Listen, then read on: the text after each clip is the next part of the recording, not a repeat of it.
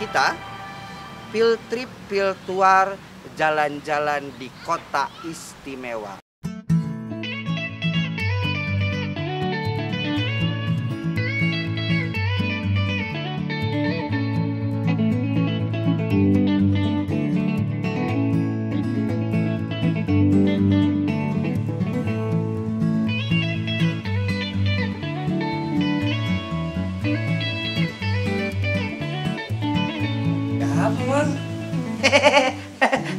Assalamualaikum warahmatullahi wabarakatuh. Arwaskeun. Biasa ini teh mau jalan-jalan.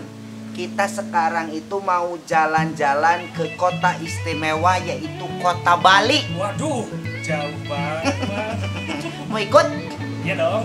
Boleh. Siap. Ongkos 200.000. Waduh. Let's go ya. Oke lah. Kita berangkat. Cus.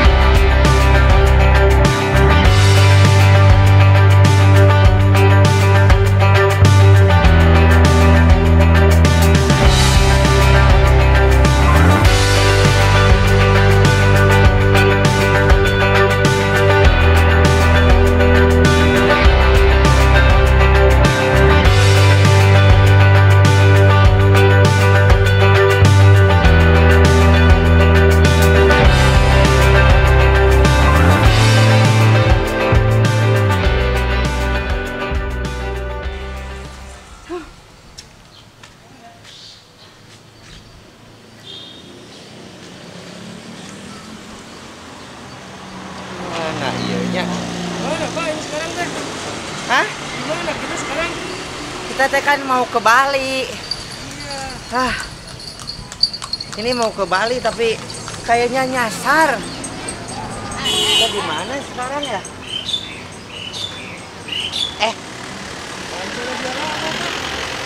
Apa tuh Pak? Diorama Nusantara. Diorama Nusantara di mana ya?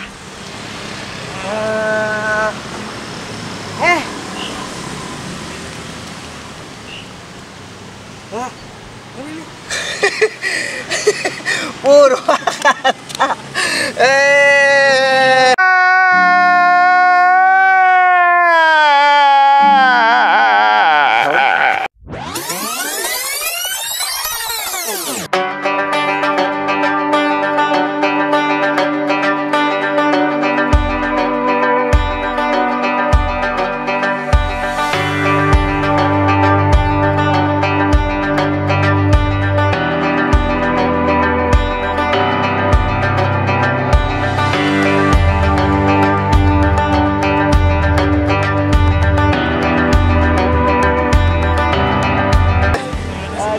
Aduh, ternyata kita ada di Purwakarta.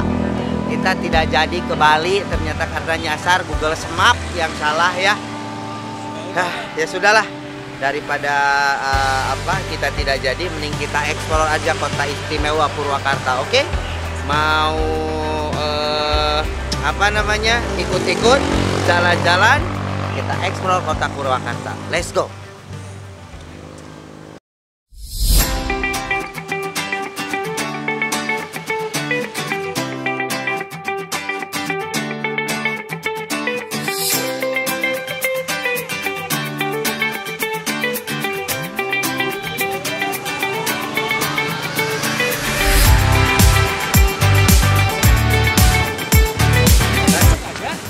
Hah?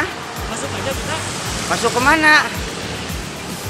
Oh ini di sini teman-teman. Saya bridging dulu, bridging. Hello channel, welcome to my guys. ternyata kita sekarang sudah ada di Balai Panyawangan Diorama Nusantara. Kita tidak tahu tempat apa ini. Nah, akan lebih baiknya kita masuk saja, kita explore. Tapi di sana ada penjaga dulu. Kita ke Satam dulu ya. Oke, let's go.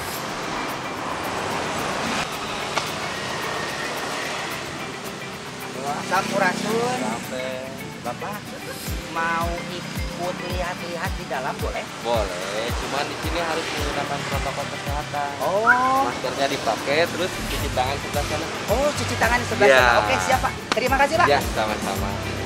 Masker dipakai selalu. Hatur nuhun. Sami-sami. Assalamualaikum.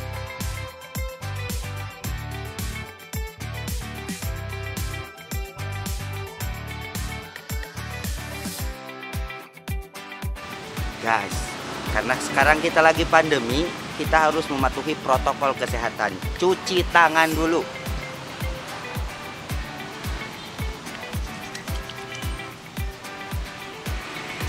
Harus yang bersih ya. Sela-selanya juga. Setelah itu jangan lupa dicuci, dibilas.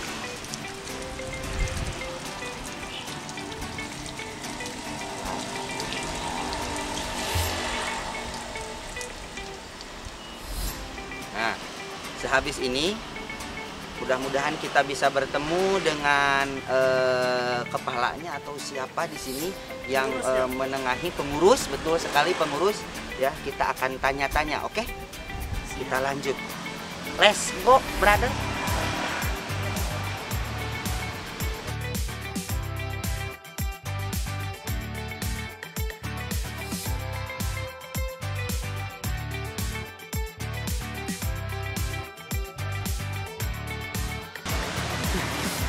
Mungkin kalian bertanya-tanya kenapa Bapak lakukan itu. Karena ini ada logaritmanya untuk membuka pintu rahasia. Mau tahu pintu rahasianya? Bapak rasa ini tadi sudah benar ya, ini adalah pintu rahasianya. Ini kalau benar dia akan membuka.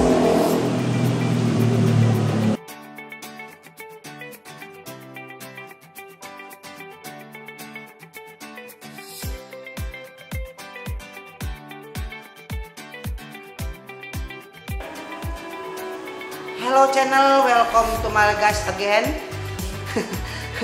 Sekarang kita sudah ada di depan gedungnya, nih di lobi ya, di lobi, dan kita sudah ditemani oleh apa yang namanya disebut bahasa kerennya mah is a tour guide ya. Ini kita berkenalan dulu. Halo, assalamualaikum, sampurasun. Mas Sabur, Virus, Abdi Guide di Diorama Nusantara. Oke, siap. Sareng teteh Virus. Virus. Itu capek teuing. Nganggo F, Pak. Oh, nganggo F. Sanes teh peuyeum. Sanes peuyeum. Virus. Kadang ngajar. Sakedik. Sareng teteh Virus, insya Allah kita bakal ditemani di tempat ini dan akan dijelaskan apa saja fungsinya begitu ya. Mangga atuh teh kita let's go. Oke. Cidodot.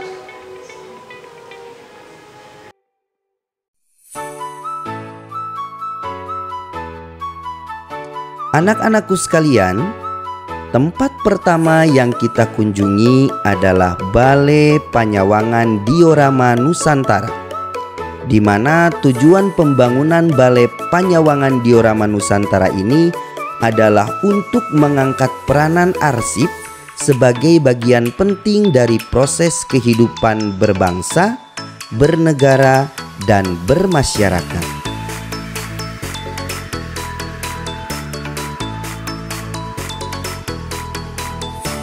Di Balai Panyawangan Diorama Nusantara ini merupakan ungkapan awal peradaban manusia di Indonesia dan perkembangannya dari masa ke masa.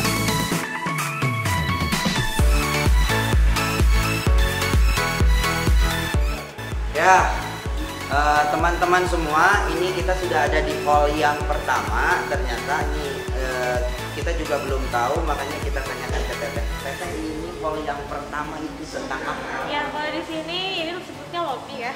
Di sini sini ada 34 provinsi, ucapan selamat datang menggunakan bahasa daerahnya masing-masing. Di sini juga ada key maps-nya, jadi ini menjelaskan per ruangan atau per hall-nya dari ruangan 1 sampai 11. Di sini ada 11 ruangan kebetulan. Untuk diorama Nusantaranya sendiri, ini diresmikannya pada tanggal 15 Maret 2017 oleh Bapak Menko Kemaritiman yaitu Bapak Luhut Binsar Panjaitan dan mantan Bupati Purwakarta yaitu Bapak Deddy Mulyadi atau Kang Deddy Mulyadi. Gitu. Oh begitu. Itu adalah baru ruangan yang pertama atau hall yang pertama. Selamat datang. Beranda telah datang. Kalau belum datang berarti tidak selamat. Bagaimana kalau kita ke hall yang selanjutnya ya? Ayo teh. Ya, di paling mana? Sebelah sini. Oh, mantap. Oke, di sini ada juga quotes dari Kang Deddy Mulyadi tentang manusia sejati. Ini menggunakan bahasa Sunda. Manusia sejati. Ini artinya adalah manunggal kalamana menyatu dengan tanah, manunggal kecaina menyatu dengan air, manunggal kapalan koina menyatu dengan matahari, dan yang terakhir manunggal kaanina itu menyatu dengan udara. Oke, ini adalah yang kedua. Ini ya masuk ke sebelah sini. Ya, mengenai masa prasejarah yaitu masa belum mengenal tulisan. Atau zaman Nirleka ya. Nirleka. Oh, Nirleka. Ternyata zaman Nirleka yang sudah kita anggap seperti anak sendiri. Nama Mandalika. Bukan itu atuh Akang. Ini mah zaman Nirleka, dimana zaman ini disebut juga zaman prasejarah karena pada masa itu manusia belum mengenal tulisan. Nah, zaman prasejarah ini berlangsung semenjak manusia belum mengenal sistem tulis-menulis sampai dimulainya zaman sejarah. Sebelah sini di video mapping, ini evolusi perubahan zaman dari zaman manusia. Nah, di ruangan ini kita diperkenalkan dengan teori yang disebut teori Big Bang atau terjadinya alam semesta. Kita masuk lagi ke peninggalan budaya zaman Paleolitikum atau zaman Batu Tua. Nah, di sini juga bisa dilihat ada artefak-artefak peninggalan di zaman Paleolitikum. Mungkin semuanya di sini adalah replika, bukan yang asli. Karena yang asli ada di tempatnya masing-masing. Zaman Paleolitikum disebut juga zaman kebudayaan Batu Tua karena alat-alat yang dihasilkan masih sangat kasar dan sederhana. Nah, setelah dari zaman Paleolitikum kita masuk ke zaman Mesolitikum. Di sini manusia purba sudah mulai berpindah tempat atau nomaden dan akhirnya mereka tinggal di gua sebagai rumah mereka. Stalaktit yang berada di ruangan ini membawa kita pada suasana Gua Leang-Leang yang berada di Sulawesi Selatan.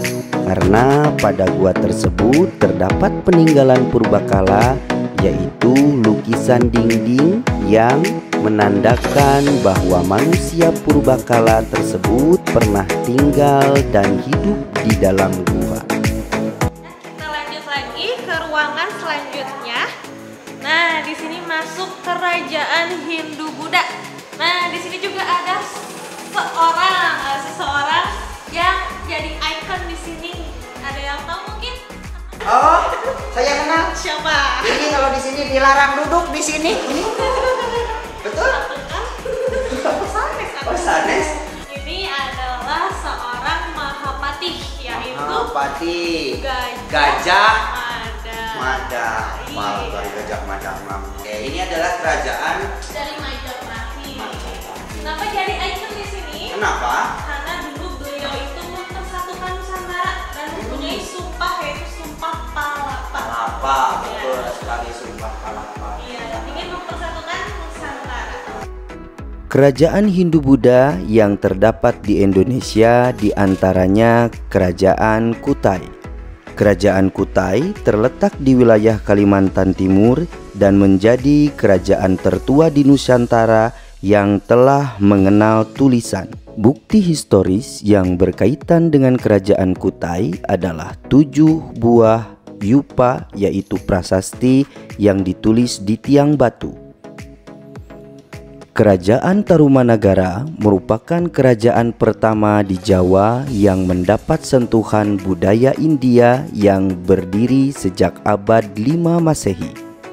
Sumber tertulis yang memberitakan tentang Tarumanagara adalah berita Cina, masing-masing dari Faxian tahun 414, dinasti Sawi dan Tang, serta 7 buah prasasti batu. Hei, duaan-duaan aja meninggalkan. Maaf dong, dilami tidak nyenak gambar nata. Oke, sekalian saja. Ini ruangan apa teh? Nah, ini masuk kerajaan Islam. Tadi kan sudah Hindu Buddha, sekarang masuk ke kerajaan Islam. Kerajaan Islam. Betul. Di sini bisa dilihat ada mulai dari Kesultanan Samudra Pasai sampai Kesultanan Mataram. Nah, anak-anakku sekalian, kesultanan-kesultanan yang tersebar di Indonesia adalah kerajaan-kerajaan Islam yang berada di Nusantara. Di antaranya ada Kerajaan Samudra Pasai, ada Kerajaan atau Kesultanan Aceh Darussalam, ada Kesultanan Riau, Kesultanan Palembang, Kesultanan Demak, Kesultanan Panjang, Kesultanan Cirebon, Kesultanan Banten, Kesultanan-kesultanan di Sulawesi, Kesultanan-kesultanan di Indonesia Timur, dan banyak lagi yang lainnya. Juga di ruangan ini terdapat buku digital yang bisa mengakses untuk memberikan informasi tentang kerajaan-kerajaan Islam yang terdapat di Nusantara. Kita masuk lagi ke masa pelayaran hingga terbentuknya VOC. Karena dulu kita dijajah ya oleh bangsa-bangsa Belanda, Jepang ya. Nah, anak-anakku sekalian, di ruangan ini juga kita bisa melihat rute yang dilakukan oleh pelayar-pelayar ulung atau pelayar-pelayar terkenal yang sempat singgah di Indonesia. Di antaranya ada Marco Polo, ada Ibnu Battuta, dan Laksamana Cheng Ho. Dan juga kita bisa melihat profil dari pelayar-pelayar tersebut.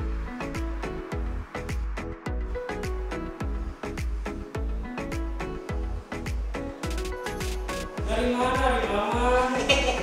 Baru dari Borobudur. Tuh, baru jalan-jalan. Ini teh apa? Ini ruangan apa teh? Ini masuk ke akulturasi budaya. Akulturasi budaya. What is the meaning akulturasi budaya? Ini adalah berbagai macam budaya, perpaduan budaya ya. Termasuk arsitekturnya juga. Nah, ini ada candi, ada masjid ya kan, ada gereja. Ini tempat peribadatan agama-agama yaitu Islam, Kristen, Buddha dan Hindu. Akulturasi adalah suatu proses sosial yang timbul manakala suatu kelompok manusia dengan kebudayaan tertentu dihadapkan dengan unsur dari suatu kebudayaan asing.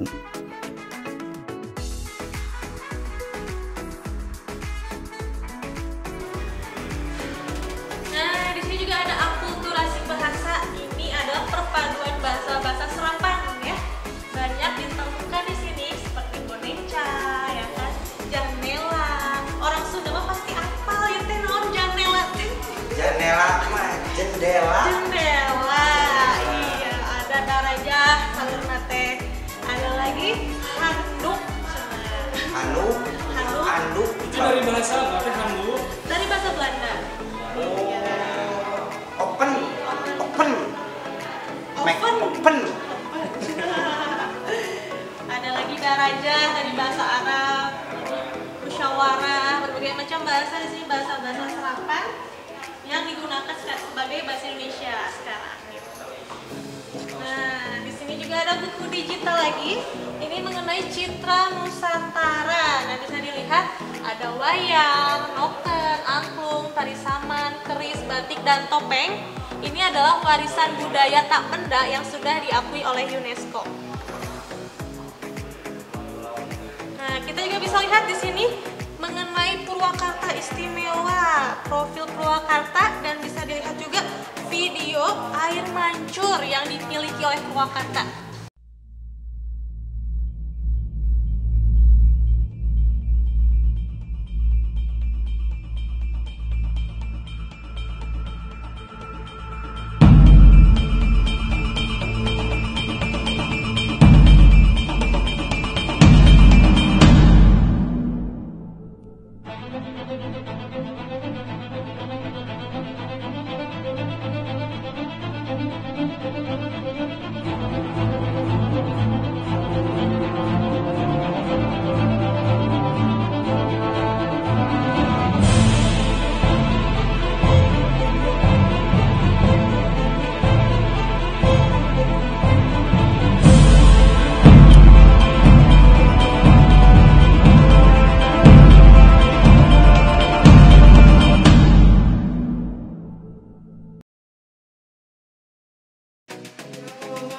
Daweng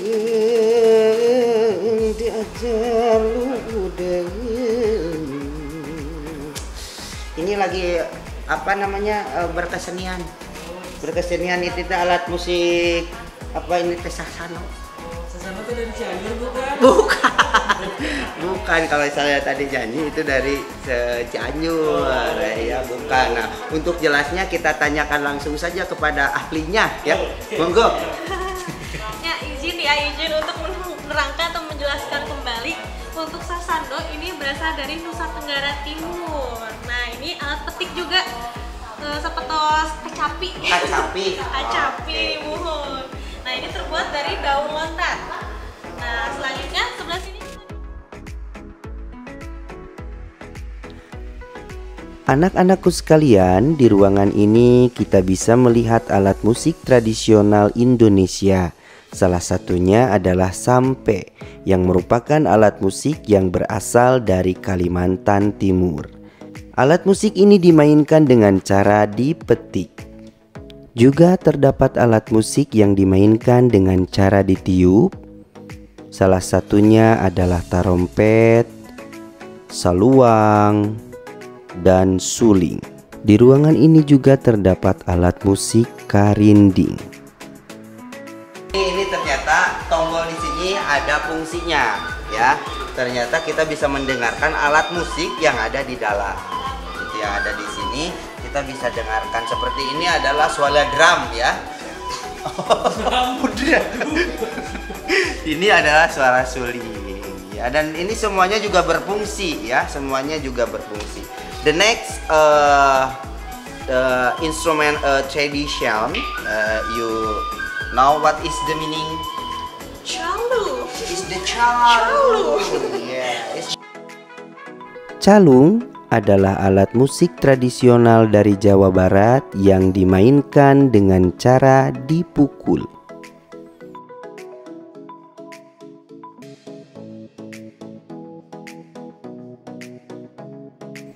Selain itu, kita bisa melihat ada alat musik tradisional yang dimainkan dengan cara digesek. Di antaranya ada alat musik tradisional dari Betawi yaitu tekyan,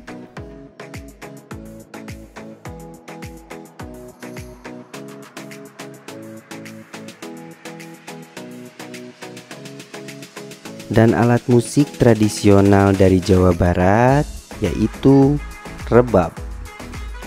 Dan ada alat musik yang mungkin sudah kalian kenal, alat musik tradisional yang berasal dari Jawa Barat yaitu angklung, yang dimainkan dengan cara digetarkan.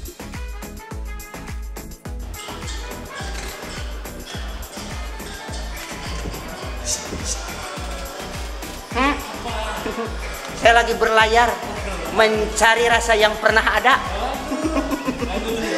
Yang dulu hilang. Kita masuk ke bahari karena Indonesia adalah negara yang maritim ya. Ya, terdiri dari kepulauan dan Maritim. laut.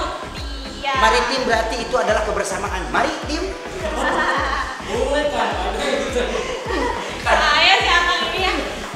Di sini ada kapal-kapal peninggalan zaman dulu seperti kapal Sriwijaya, Lancang Kuning, Majapahit dan Borobudur. Ternyata kecil-kecil ya. Iya. Ini Replika. replika. Kirain beneran. Yang besar ada sebelah sana, paling besar. Kita lihat kapal pinisi. Ya, berasal dari suku Bugis, Sulawesi Selatan atau Makassar. Nah, kita bisa lihat. Nah, ini kapal pinisi. Kapal pinisi. Siapa yang pernah naik kapal pinisi? Akang udah belum? Belum. Saya juga belum. Kasihan. Kasihan ya. Yuk kita naik sama-sama. Oke.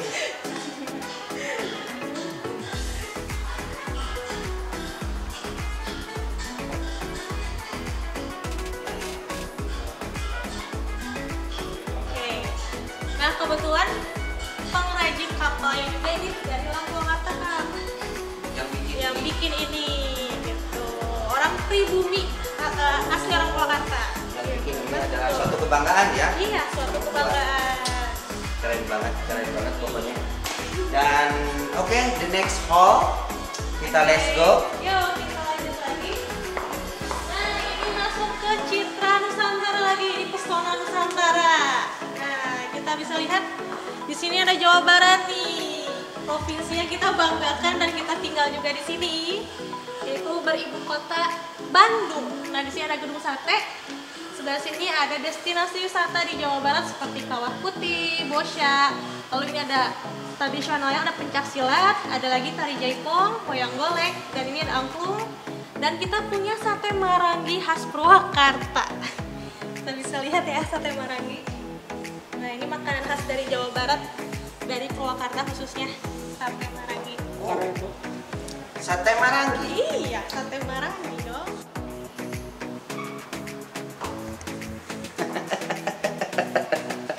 Guys, kita sudah ada sekarang di mirror selfie. Jadi mirror itu adalah pantulan cermin, selfie itu adalah foto sendiri. Karena kebetulan saya tidak bawa kamera, jadi saya foto sendiri.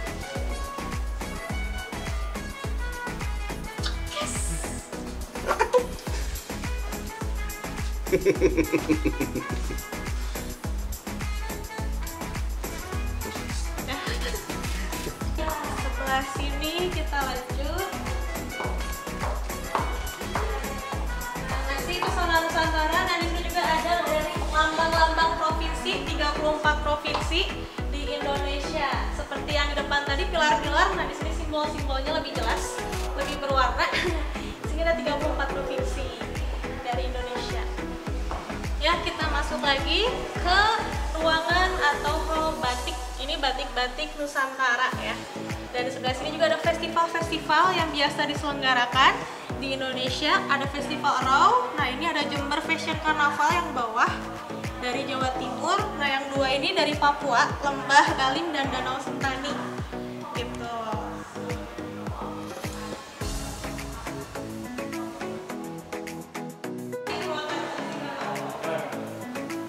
Baik, kita akan lanjut ke hall berikutnya. Ada Purwakarta Istimewa.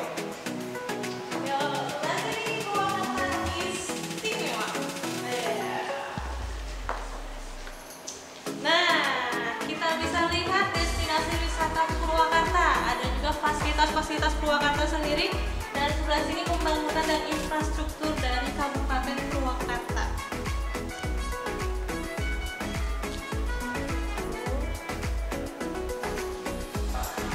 Nah, saat ini kita sudah berada di ruangan yang terakhir ya. Nah, ini kita ada warisan budaya tak benda yang sudah diakui oleh UNESCO. Nah, ini ada piagam-piagamnya. Kita bisa lihat piagam-piagam seperti kris, batik, wayang, yang akan diklaim sama negara lain ya. Ini sudah diakui oleh UNESCO.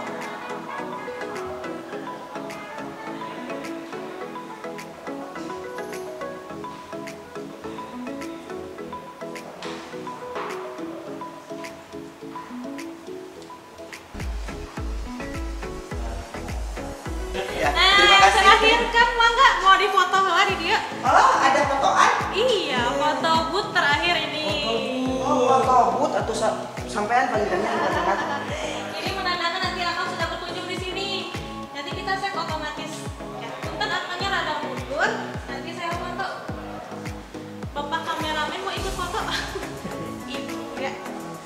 Untuk kakaknya sebelah sini. Oke, lihatnya kamera sebelah sini. Ini kak, lihat. Nah ini, oke. Tahan 5 detik ya dari sekarang. Sebelah sini lihatnya. 4, 3, 2. Cukup atau mau diulangi? Hasilnya.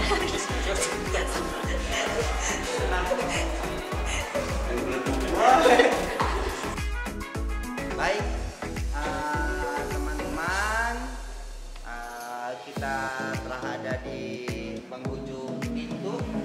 Ya, pintu keluar berarti menandakan kita sudah beres atau sudah menyelesaikan di gedung Diorama.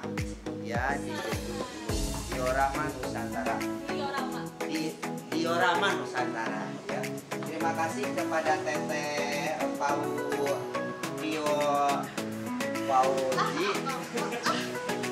Sareng Teteh saha abi hilang deui.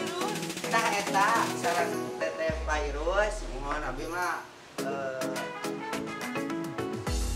terima kasih. Ya, sampai-sampai akan ulah kapoknya. Siap insyaallah moal kapok. Apalagi ketemu sama Teteh moal kapok. Atur nuhun pisan. Dadah teman-teman, kita akan eksplor lagi kota Purwakarta seperti apa yang istimewa. Pokoknya jangan lupa disaksikan terus, oke? Check it out.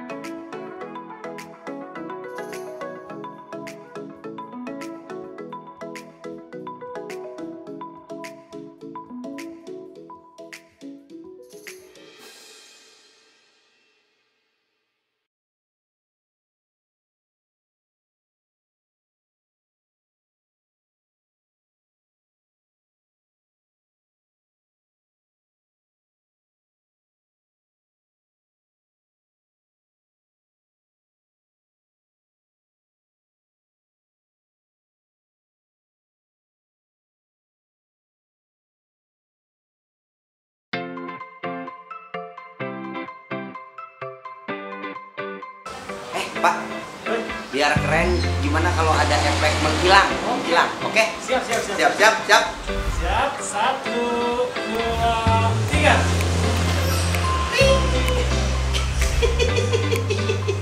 Aduh. Anak-anakku sekalian, kita kembali lagi bersama Bapak orang yang ganteng sedikit.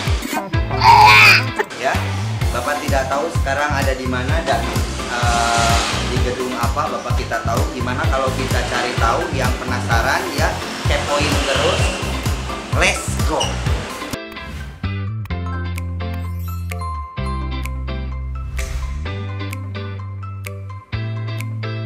Nah, anak-anakku sekalian, kembali lagi bersama Bapak tentunya untuk memperkenalkan destinasi selanjutnya, yaitu destinasi Museum Diorama Purwakarta. Sejarah dari Museum Diorama Purwakarta ini tidak terlepas dari sejarah Gedung Kembar. Itu gedung yang digunakan sebagai lokasi museum. Gedung Kembar adalah landmark dari kota Purwakarta yang sudah berdiri sejak zaman penjajahan. Berupa bangunan yang bergaya arsitektur klasik Eropa yang berbentuk sama dan berdampingan yang dibangun di sekitar abad ke-19. Setelah Purwakarta masuk ke Karesidenan Karawang pada tahun 1854. Pada waktu itu Purwakarta menjadi ibu kota Karesidenan dan pembangunan gedung ini konon dibuat untuk memperindah kota.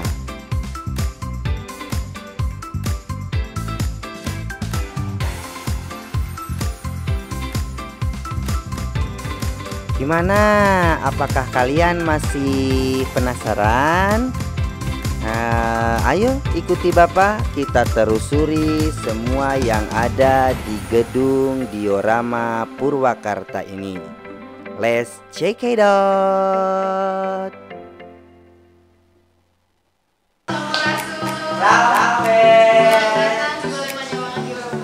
Terima kasih. Ini kira-kira tentang apa ini? Apa namanya gedungnya? Apa ini namanya?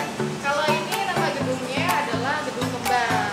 Gedung Kembar. Gedung Kembar. Kenapa disebut Gedung Kembar? Kenapa? Karena di sebelah sana ada kembarannya. Iya.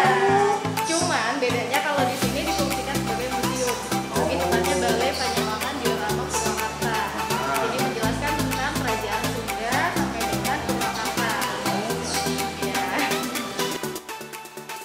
Kalau di sini di awal ini adalah ruangan yang menunjukkan seputaran tentang tangga cinta Purwakarta istimewa.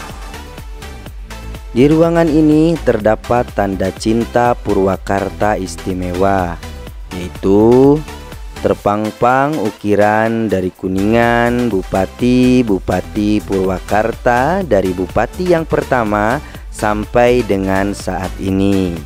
Yang sudah tercatat ada 10 bupati yang telah memimpin Purwakarta. Mulai dari yang pertama RHS Ronggo Waluyo sampai dengan bupati saat ini.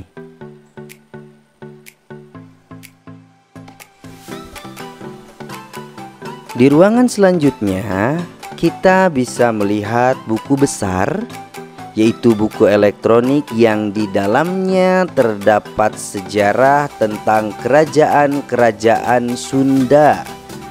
Yang tentunya buku ini menjadi buku yang sangat unik karena buku ini bisa mengakses, menampilkan gambar-gambar sesuai dengan deskripsi yang disampaikan.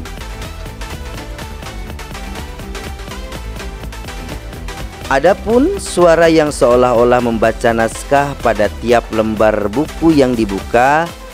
Ketika buku tersebut ditutup, maka gambar dan suaranya pun otomatis menghilang.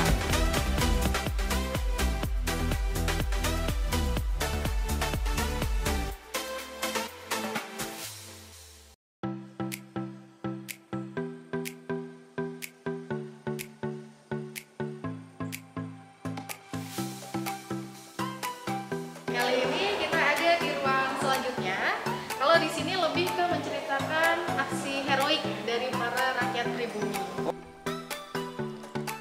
Terdapat peristiwa yang sangat bersejarah di kota Purwakarta, yaitu yang disebut dengan peristiwa Rancadara. Peristiwa tersebut adalah sejarah bagaimana orang-orang pribumi membela hak-haknya terhadap kekejaman dari pemerintah Hindia Belanda.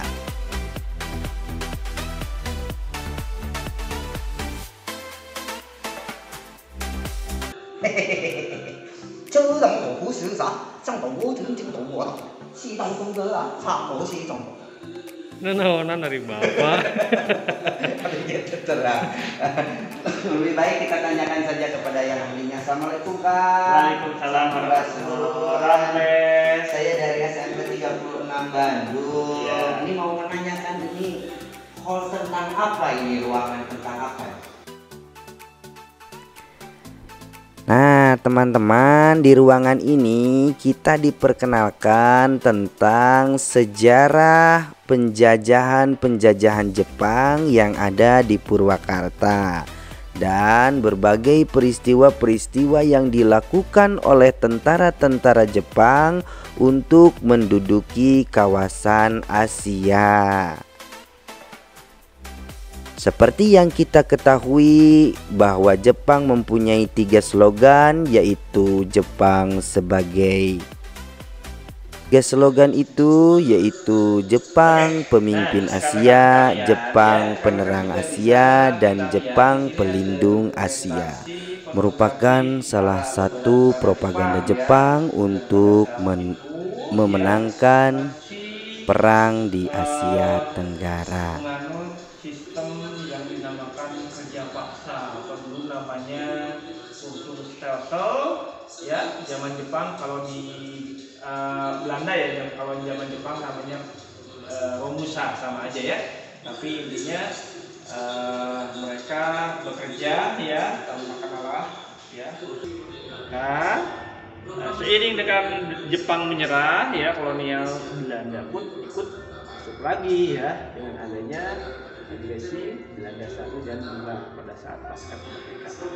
Nah, di sini rekan-rekan semuanya, hal kemerdekaan ini merupakan salah satu historis sejarah dari Oke, rekan-rekan semua ya, di sini kita bisa lihat ada 2 patung yang ya, ini ada patung Soekarno dan Hatta. Juga di tengahnya itu ada layar, namanya adalah miniatur sejarah dari perjuangan bangsa Indonesia ya, dituliskan di sketsa berjalan ya, yang dimana isinya itu tentang sejarah dari mulai awal masuknya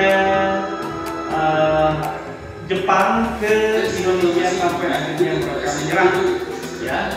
Dan Indonesia pada saat itu mulai berbenah dan juga mulai mengumandangkan kemerdekaan yang dibacakan oleh Insinyur Soekarno yang pada saat itu.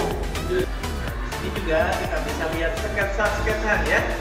Karena kan bisa lihat di sini ada beberapa sketsa ya, yang kita bisa lihat dari mulai pengumuman Hiroshima Nagasaki, pertemuan dalam di Thailand, dari hubungan Indonesia pada saat itu pasca Jepang menyerah ya. Ada juga golongan muda, golongan tua, ada beberapa peristiwa tentunya ya, diantaranya yaitu penculikan kaum tua yang meliputi Insinyur Soekarno, Hatta, dan juga Prabu Suwarjo di daerah Rengas Dengklok, Karawang. Ini memang dulunya merupakan salah satu bagian dari kota ya. Yang menjabat 1 tahun ya, dan didekatkan oleh Bapak karena pada saat itu masih didominasi oleh militer. Ini lama juga ya, 69 Iya. Ya, ini ada Pak Bunyamin Dudi, ada Pak Dedi, ada Kang Dedi Mulyadi, ada Bapak Taufik Budi, ada juga tempat yang sekarang nih, ada Ambu, Hajah Ambu Ana Ratna Mustika, sudah dipanggil Ambu ya.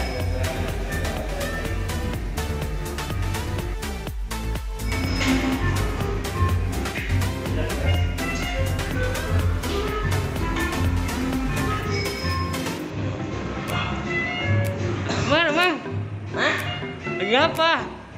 mau beli nasi lebaran hewan tel.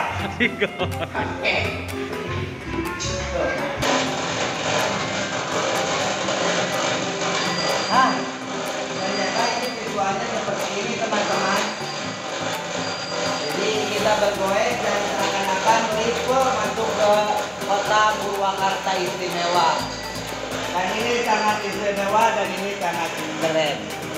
Kalau Bapak ini sangat keren banget. Maka rekan-rekan semuanya, nah ini adalah hall yang terakhir di Balai Panjawangan Diorama Purwakarta.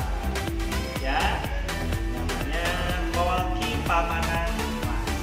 Ki Pamanah Rasa. Nah,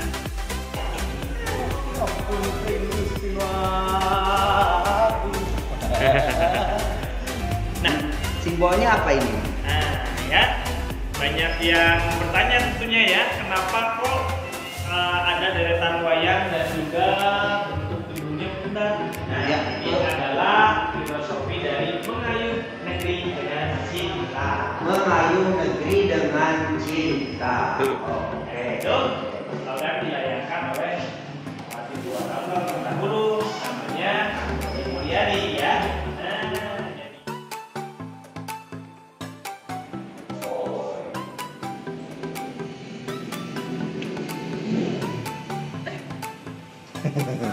Baik rekan-rekan dan anak-anakku sekalian, alhamdulillah ini kita sudah ada di penghujung acara dan mudah-mudahan kegiatan ini bisa menjadi inspirasi kalian untuk berbuat yang lebih baik lagi. Walaupun kalian nanti tidak akan menjadi bupati ya, menjadi Dimas, mungkin Ica ya, yang penting kalian berbuat yang lebih baik untuk negara, untuk agama, untuk ibu dan ayah, untuk diri kalian sendiri. madep, Mamang. Mantap ya? Iya dong. Lantainya. Sekarang kita berpamitan. Terima kasih kepada pihak dari Purwakarta, terutama dari Balai Panyawangan Diorama Nusantara. Diorama, Mang. Diorama Nusantara. Dan juga terima kasih kepada teteh-teteh, AA yang ganteng-ganteng yang sudah membimbing kami ya menuju jalan menuju jalan kehidupan yang lebih lurus. Terima kasih sekali. Ini dari teman-teman dari Diorama Purwakarta. Oke, bagaimana slogan terakhir? Istimewa. Hanya.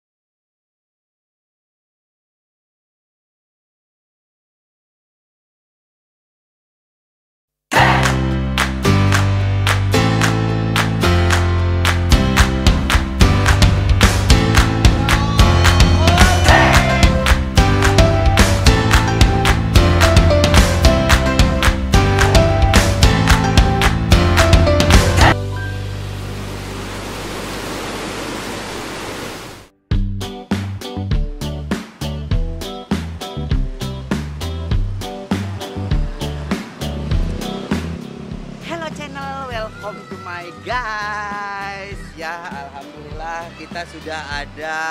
Kalian sudah lihat tadi berbagai macam keramik. Ini kita sudah ada di UPTD Litbang Keramik.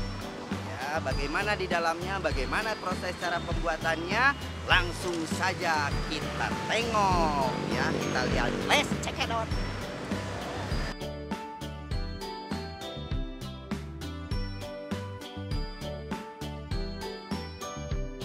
Selamat datang di UPTD Pengembangan Sentra Keramik yang beralamat di Kampung Anjun, Desa Anjun, Kecamatan Pleret, Kabupaten Purwakarta. Saya selaku Kepala UPTD Pengembangan Sentra Keramik di bawah naungan Dinas Koperasi UKM Perdagangan dan Perindustrian Kabupaten Purwakarta. Di sini kami tugas pokok kami adalah selain membina para pengrajin atau keramik di UPTD Pleret. Salah satu tupoksi kami adalah memfasilitasi masyarakat umum atau lembaga pendidikan yang ingin mengetahui apa itu keramik dan bagaimana alur atau proses pembuatan keramik itu sendiri. Di sini kami memfasilitasi antara masyarakat ataupun lembaga yang ingin mempelajari apa itu keramik dan bagaimana proses pembuatannya. Kebetulan ada dari SMP 36 Al-Azhar Bandung yang ingin mengetahui bagaimana proses atau pembuatan atau lokasi sentra keramik yang ada di Purwakarta, dan pada hari ini akan dipaparkan oleh staf kami yang ada di UPTD Pengembangan Sentra Keramik bagaimana proses awal sampai dengan proses pembentukan atau pewarnaan suatu benda atau yang disebut dengan keramik. Keramik di sini yang mungkin banyak yang kita ketahui adalah alas atau lantai yang biasa kita injak, tapi yang akan dipaparkan di sini, yang akan diinformasikan di sini adalah sebuah kerajinan tangan yang terbuat dari tanah liat yang sudah dibentuk menjadi berbagai macam bentuk dan akan didekorasi atau dihiasi, dicat dengan bermacam-macam warna gitu kan. Nanti akan dipaparkan bagaimana proses pengecatannya sampai produk seperti ini akan menjadi indah, akan menjadi salah satu karya seni yang mungkin dengan instan akan dengan mudah akan dekorasi, tidak dengan berbagai macam alat atau membutuhkan banyak hal-hal yang harus disiapkan. Cukup dengan nanti bahan-bahannya sudah kami siapkan. Untuk selanjutnya bagaimana cara agar satu benda keramik ini yang sudah jadi diproses pembuatannya, dan ini hasilnya udah menjadi vas bunga yang sebelumnya ini adalah terbuat dari tanah liat dan dibentuk sedemikian rupa, lalu ada proses pembakaran, pengeringan, dan inilah hasil dari proses tersebut hingga nanti akan menjadi salah satu produk yang sangat indah sekali. Untuk itu bagaimana tata cara proses awal untuk finishing, mungkin ya kalau bahasa kita itu adalah finishing, di mana tahap akhir sebelum barang itu dijual agar punya nilai yang cukup tinggi gitu kan, tidak hanya cuman ininya aja gitu kan. Proses awalnya nanti akan dipaparkan oleh staf kami dari UPTD Pengembangan Sentra Keramik. Untuk waktu dan kesempatannya mangga dipersilakan. Dari mana nih Amal? Terus ngapecah heula, sampingan lumayan. Pari orang aya di mana nya? Di mana tah kita? Ini Tadi kalau identik sama beca kita ada di mana coba? Nih, coba lihat di sebelah sana. Ya, di sebelah sana kita lihat itu banyak sekali karya-karya keramik ya. Dan kita akan cari tahu apa sebetulnya tempat ini tuh berfungsinya seperti apa ya. Kita tanyakan langsung aja ke pakarnya, oke? Let's go.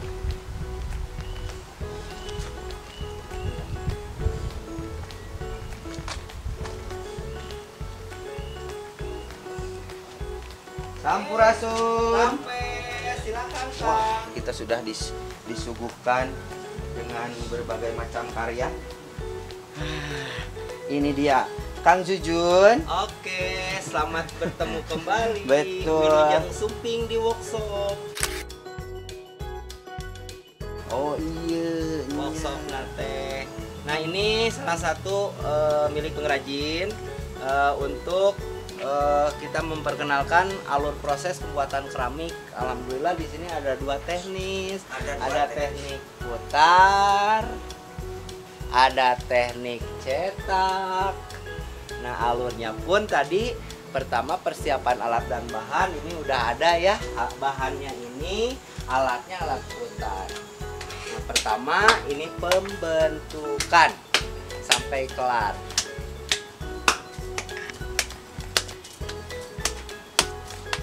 Nah, pembentukan, lalu nanti ada yang namanya dekorasi. Salah banyak.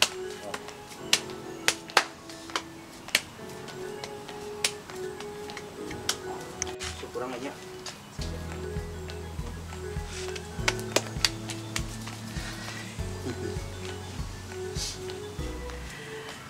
Nah, rekan-rekan, teman-teman semua, ini adalah proses pembentukan. Betul? Betul, Kang Jujun, pembentukan. proses pembentukan dari yang namanya tanah liat. Di sini ada tanah liat yang segumpal banyak begini dibentuk menjadi sesuatu. Nah, ini Kang kita ngadamel naon? Pot. Kita ngadamel pot. Pot naon? Pot biasa, Pot tanaman. biasa. Pot biasa, pot biasa, tiasa pot kembang, tiasa pot bunga, nya eta. Kembang bunga eta-eta. Nah, iya tekniknya gitu. Ini tidak gampang tentunya, Betul, Pak. harus kita memerlukan skill yang benar-benar. Nah, yang tadi dilengkapi teknik pembentukan kan ada 2 teknik. Ini kebetulan teknik putar ya, karena Oh, menggunakan meja putar putar atau bahasa Sunda nama pakai perbot. perbot. Ini alatnya itu perbot. Perbot. Perbot ini adalah alat putaran ya. Oh, ini sama kaki juga bisa ya. Betul. Oh, Karena digoes. digoes karena membuat diameter di atas 50 otomatis ada alat bantu selain daripada tangan menggunakan kaki. Oh, begitu harusnya ada bantunya. Oke, nih. Ini bisa kalau terus ditunggu-tunggu itu bisa sampai 200 meter. Iya. Ya.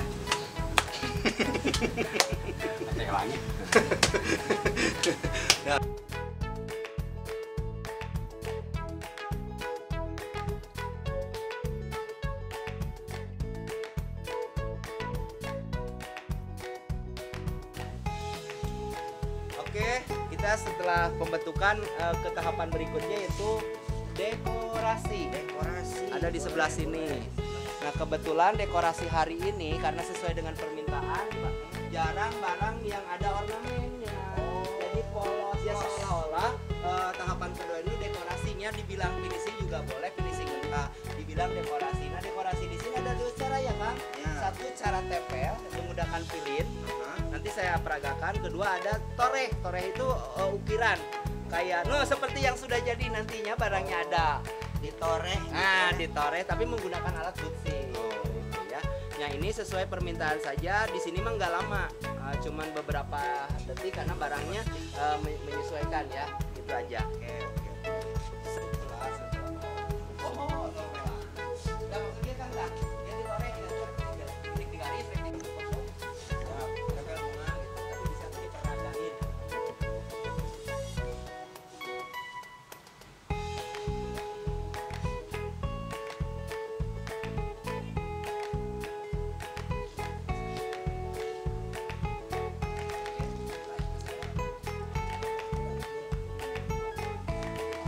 Itu barang yang ditempel awalnya ada kosong. Ini salah satu hasil torehan ya. Kan itu ornamen cuman kebetulan garis.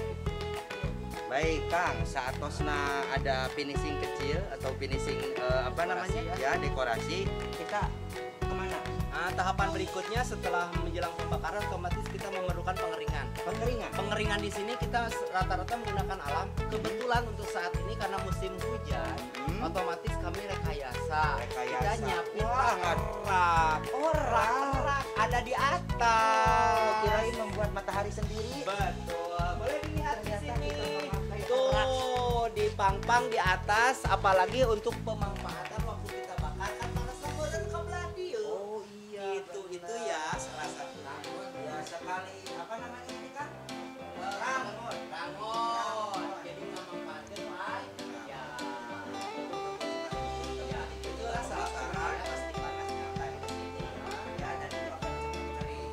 Ini hasilnya pengeringan seperti langsung ke sini. Nah, ini kan gua gas beda. Ini udah siap menjelang ke tungku. Kan tadi dari warna lembek ya, ini udah keras. Nah, ini hasil pengeringannya harus kalau udah seperti ini warnanya udah menjelang putih, otomatis ini udah siap dibakar. Sudah siap yang dibakar ini. Kalau sate mah sudah ditusuk ya. Jangan kebantuin. Sudah mau dibakar ya. Bagaimana kalau kita bakar bersama bapaknya? Oke. Setelah kita pengeringan, otomatis finishing terakhir penentuan dari tanah liat sesuai dengan pengertian, seni membentuk dengan tanah liat dan dibakar. Nah, kita ke proses pembakaran. Salah satu contoh pembakaran itu seperti ini. Kita menggunakan tungku, ayo Kang. Tahu akangnya mau ikut dibakar? Jangan. Nah, ini langsung dibakar. Teknik pembakaran sebelum dibakar kita otomatis ada penyusunan. Oh, disusunnya seperti ini. Ini biar penuh ke atas, nanti ditutup, lalu disunut, cek bahasa Sunda nama sunut itu disulut ya. Dihurungin Pak menggunakan kayu bakar. Sudah kami ya, saya tidak keramik. Dan tidak mau dimati soledat. Tapi hasilnya berarti dia tak hanya batasan. Oh itu.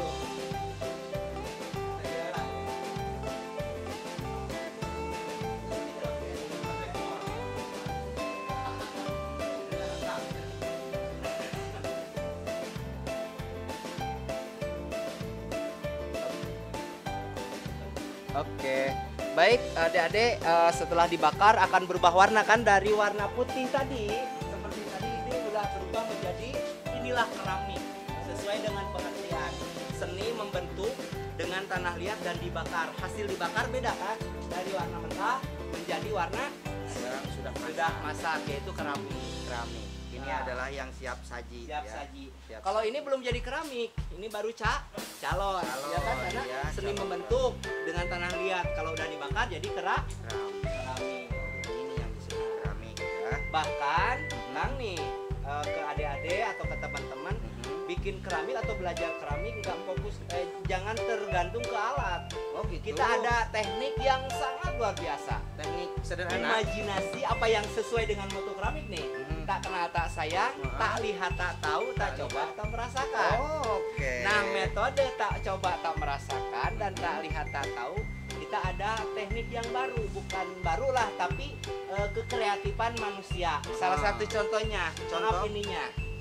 Nah, kita ini ada segempal tanah, tolong dipegang. Biar gampang, yang namanya bikin karya atau keramik yang sangat sederhana, kita identik bikin bulatan dulu. Bulatan. Bulat atau kelereng. Minimal 10 atau 7.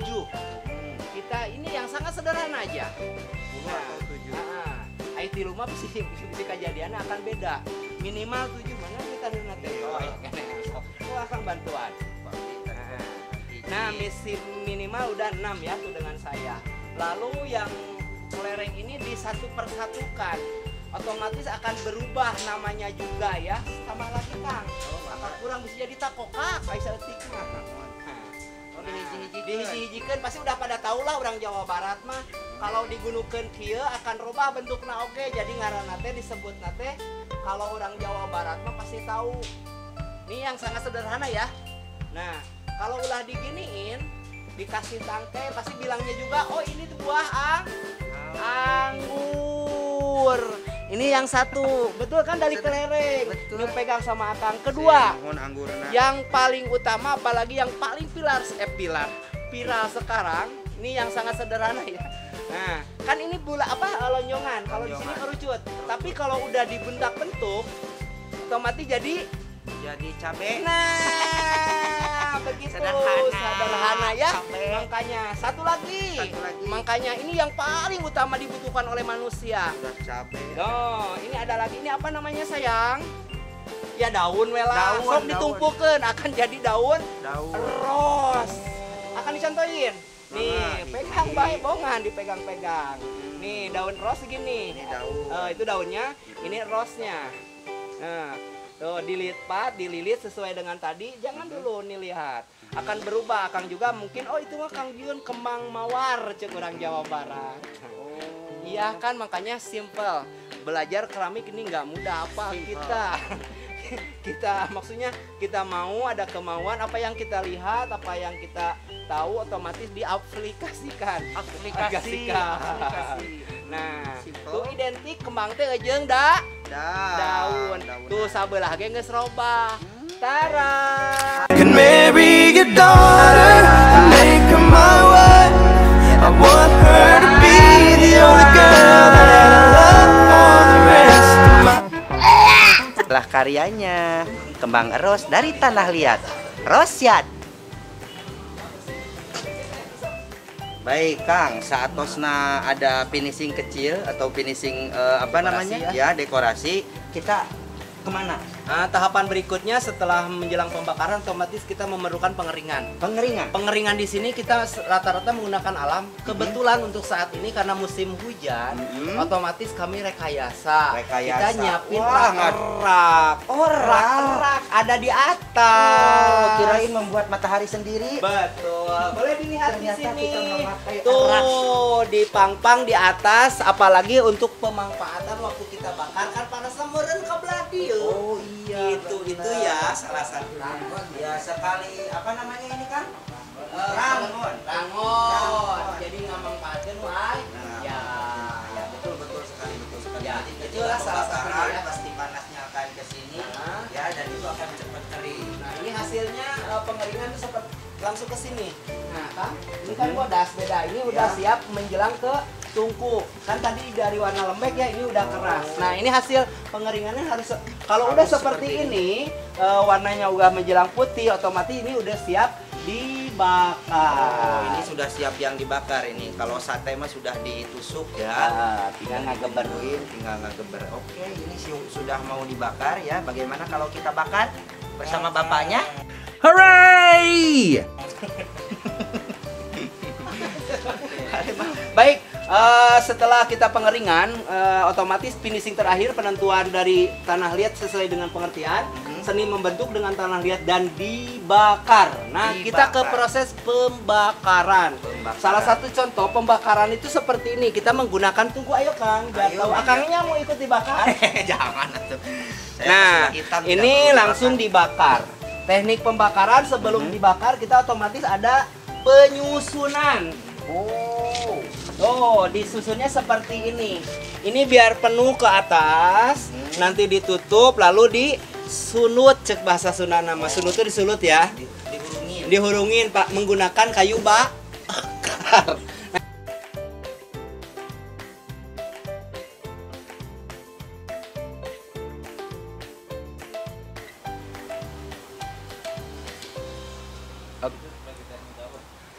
Oke, baik adik-adik, setelah dibakar akan berubah warna kan dari warna putih tadi, seperti tadi itu udah berubah menjadi inilah keramik.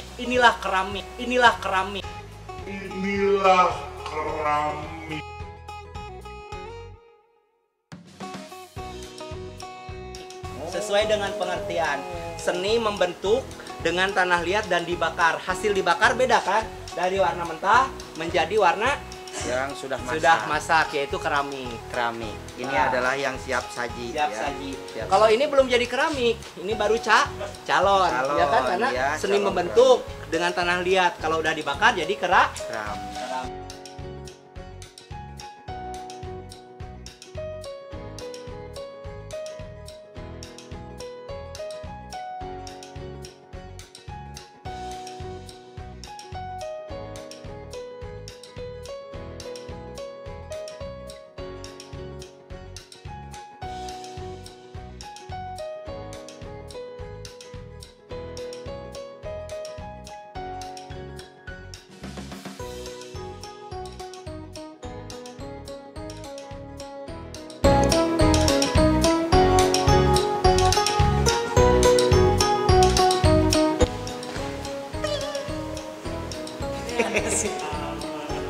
Aduh, abi tos jalan-jalan. Apa jalan-jalannya di mana? Lebet pot. Aduh, ini sekarang kita sudah di proses yang terakhir, rekan-rekan anak-anakku sekalian, yaitu proses finishing pewarnaan ya. Yang dari bentuk awal dari tanah dibentuk sedemikian rupa. Nah, sekarang itu adalah proses akhirnya. Dan teman-teman, rekan-rekan, anak-anak juga harus mempraktekannya di rumah. Ya, kami sudah sediakan semuanya, potnya sudah ada, warnanya sudah ada. Yang harus disediakan adalah yang pertama itu ada air, ya, terus juga baskom. Kalau tidak ada ember, ya ember. Kalau tidak ada ember, baskom, masa di rumah tidak ada, ya. Harus disediakan biar lancar, oke? Baik, sekarang kita menuju kepada bapak yang ganteng satu ini, ya, Pak Jujun. Halo. Assalamualaikum. Waalaikumsalam. Nah, Pak Jujun, ayeuna prosesnya gimana? Ini Baik. proses yang terakhir ya, Pak. Baik. Untuk proses finishing ya istilah di keramik karena finishing? finishing. Oh. Finishing ini adalah salah satu nama nilai jual. Nama nilai jual ini biar ada daya tarik buat anak-anak baik TK, SD, SMP, manula dan lansia. Ini sangat simpel. Yang tadi akan katakan awalnya dari ember. Ember? Ember perlu ada air karena metode mewarnai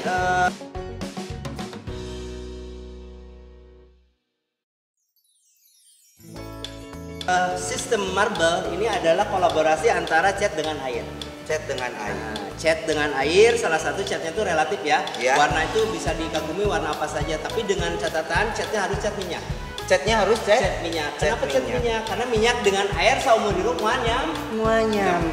Ih, filosofis teman-teman. Baik Jadi, kan? oke. Siap. Pertama kita karena ini untuk anak-anak ya belajar biar tidak kena kotor. Kita disiapin ada alat namanya sarung tangan biar mengikuti prosedur kesehatan. Salah satunya boleh dipakai. Boleh? Kita boleh mengikuti. Nah, pertama ini kenapa harus sarung tangan? Ameh teu kumaha ceuk bahasa Sundana. Karena biar- ini cat minyak. Agak susah mungkin ya. Betul. Silakan dimasukkan dulu yang Dimasukkan ke jari-jari. kepala. Betul. Yang telunjuk ke telunjuk ya, Dek. Yang jari ke jari, yang ibu jari, yang ke ibu jari. Oke, Agak serempet. maklum. Ya. Oke. Nah, kalau sudah terpakai, pertama kali apa yang harus dikejar? Apakah ini enggak juga Harus ya? dikejar. Cita-cita mungkin harus dikejar. Oke, kita identik di sini teknik mewarnai minimal tilu warna. 3. Bukan tilu warna orang Sunda mah mungkin di jerona. Atos. betul. Sanes. Tilu warna. Oh, di luar. Jalilin di jerona. Pertama, kita persiapan tadi ember dan air. Setelah itu, karena di sini kami udah disiapin ada 4 warna ya. Karena minimal berarti digunting. Nah, disiapin ya karena ini bahannya sangat simpel. Tuh lihat. Serot kayak beli saus. Oke. Nah, kita sederhana aja. Tuh, cukup. Nanti. Nah, lalu kita berbagai warna dituangkan ke dalam air. Dua. Bentar. Kita biar ini apa namanya? 3. 3. Satu lagi. Nah, lalu kita pengen warna abstrak. Di dalam benda ini ada teknik. Kita teknik. Nanti ada lidi atau curug lah biar gampang mah ya. Di sini dikocek pakai blender pun gak bakalan menyatu. Nih akan sulap. Tuh nggak ada, hilang. Bukan sulap, bukan sihir. Tapi akan berubah menjadi warna yang unik dan menarik. Oke, semuanya perhatikan jangan mengedip. Bim salabim abdah kabdabrah dengan membacakan bismillahirrahmanirrahim akan lihat ke dalam 1, 2, 3 pelan-pelan sesuai dengan Oreo, dicelup, dibulat dan dijilat. Langsung. Nah, ini ada manfaat warna, sayang jangan dibuang. Kita bisa dipakai lagi buat beberapa kali kan cuma. Coba silakan, boleh silakan. Silakan Akang coba. Oke, ini teman-teman ini adalah bahan dasarnya ya. Jadi bagaimana kalau Bapak celup yang tadi mah bagus, bagaimana punya Bapak? Deg-degan sekali ininya begini. Oh, bisa boleh. begini. Mau dibalikin juga boleh. Mau Ditunggingin juga boleh. Oh, kalau Bapak mah lebih suka ditunggingin. Biar lebih enak tungging. Silakan. Bismillahirrahmanirrahim. Diputar, dicelup, dijilat, angkat. No, hore. Luar biasa. Nah, It's a beautiful, you know. Oke. Nah, ini waktunya 15 menit udah bisa diambil, bisa Ini digunakan. Waktunya 15 menit udah kering. Oke. Ini bawanya begini Nah, Bang ya. boleh. Oke. Mohon ini nanti. Ini teman-teman, ini cantik banget, ini karya Bapak yang pertama seumur hidup. Ini karya Bapak yang pertama. Bapak mau jual seharga 4 miliar. Kalau yang mau boleh. Ini bagus sekali. Dan ini bisa dicontoh yang pertama tadi ya.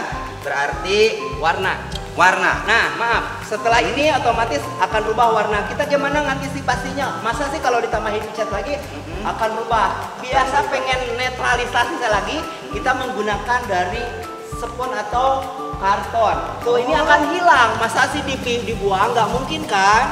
Nah, caranya di gini tuh. Jadi hilang. Oke. Ulangi lagi. Silakan Akang nyoba sekarang dari mulai catnya diantropkan. Oke. Dua warna, halus makang jangan tilu warna. Asli Dua mah. warna. Oke. Kolaborasi biru jeung naon. sok. Kolaborasi siap. Nah, biru jeung berem. Nah, biru dan merah. Satu titik pun akan mempengaruhi terhadap zona. Oke. Silakan. Oke, baik. Teman-teman, Bapak akan coba yang biru terlebih dahulu.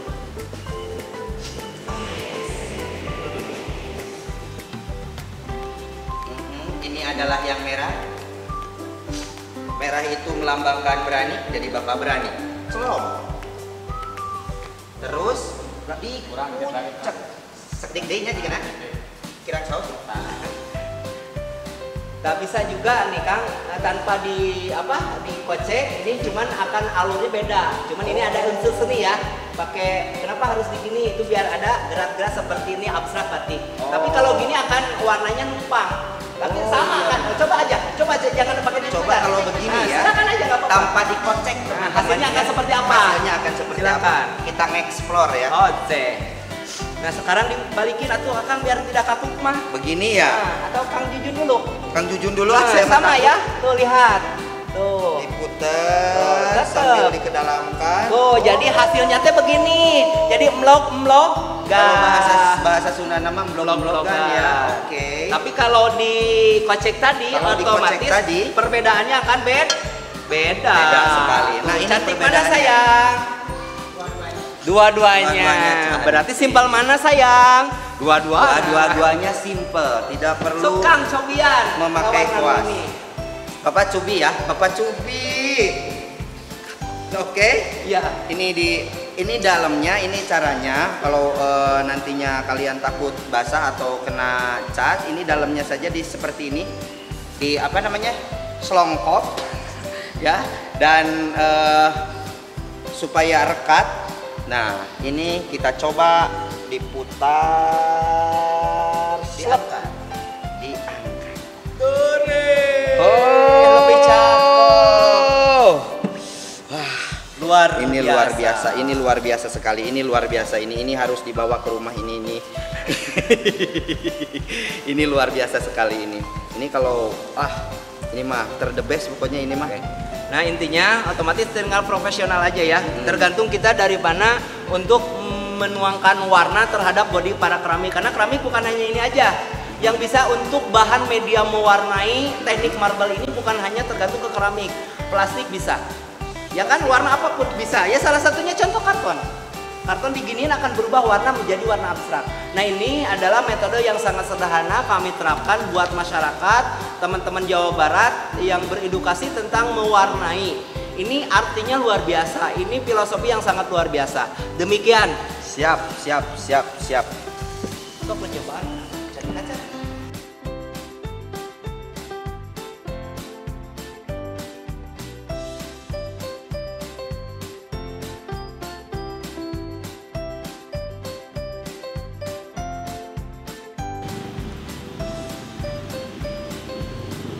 Ya, baik anak-anakku sekalian, rekan-rekan semua, alhamdulillah kita sudah ada di penghujung acara. Ya, terima kasih banyak kepada semua pihak yang telah membantu, yang tidak bisa disebutkan satu persatu. Kami ucapkan sangat-sangat terima kasih banyak yang sebesar-besarnya ya. Dan juga kita akan tutup perjalanan virtual kita, field trip virtual jalan-jalan di kota istimewa. Semoga kalian terinspirasi dan mudah-mudahan banyak sekali berkah, banyak sekali manfaat. Akhirul kalam, assalamualaikum warahmatullahi wabarakatuh. Sampurasun.